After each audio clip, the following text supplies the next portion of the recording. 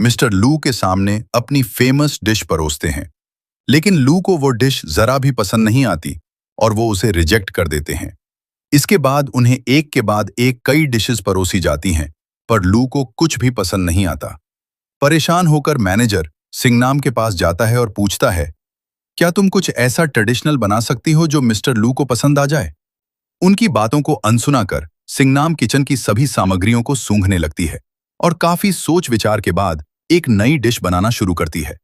उसे इस बात का अंदाजा भी नहीं था कि वह जिसके लिए खाना बना रही है, ये वही शख्स है जिसकी कार पर उसने खरोंच मारी थी।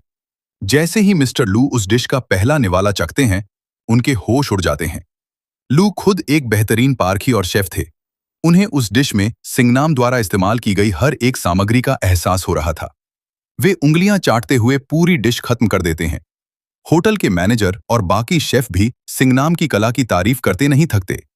मिस्टर लू इतने प्रभावित होते हैं कि अपने सहायक से कहते हैं, मेरी सारी मीटिंग्स रद्द कर दो, अब मैं यहीं रहूंगा और यहीं का खाना खाऊंगा। लेकिन दूसरी तरफ सिंगनाम आज बहुत उदास थी क्योंकि उसका ब्रेकअप हो गया था। गम को भुलाने के लिए वह होटल की छत पर जाकर शराब पीने लगती है।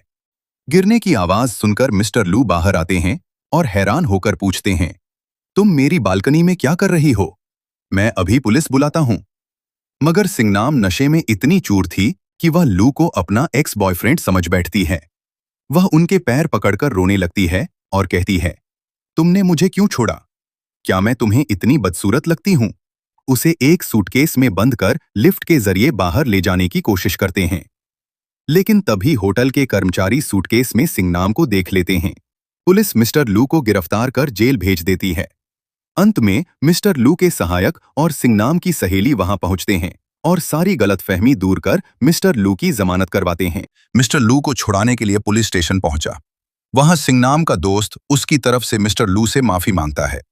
जब वे दोनों वहां से जाने लगते हैं, तभी सिंगनाम मिस्टर लू को टोकते हुए कहता है कि आप कुत्ते की गंदगी पर खड़े हैं। ये सुनते ही मिस्टर लू चिढ़ जाते हैं। तभी उनका सहायक कार लेकर आता है और मिस्टर लू अपना जूता वहीं फेंक कर तेजी से भाग निकलते हैं। अगले दिन जब कुछ रिपोर्टर मिस्टर लू का इंटरव्यू ले रहे होते हैं, तभी सिंगनाम को पता चलता है कि और वही उसका होटल खरीदने वाला है। बदला लेने के लिए वो आज मिस्टर लू के खाने में ढेर सारे मिर्च मसाले डाल देती है।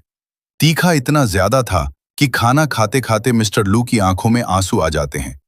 लेकिन हैरानी की बात यह थी कि उन्हें खाने का स्वाद इतना पसंद आता है कि वो खुद को रोक नहीं पाते और लगातार खाते रहते हैं। अंत में सिंगनाम उन्हें अपनी तरफ से एक खास मिठाई परोसती है, जिसे उसने मिस्टर लू की पसंदीदा चीजों को मिलाकर बनाया था। मिस्टर लू को वो मिठाई भी बेहद पसंद आती है। उसे खाने के बाद वो उस शेफ से मिलने के लिए बेचैन हो जाते हैं, जो अब तक उनके लिए इतना लाजवाब खाना बना रहा था।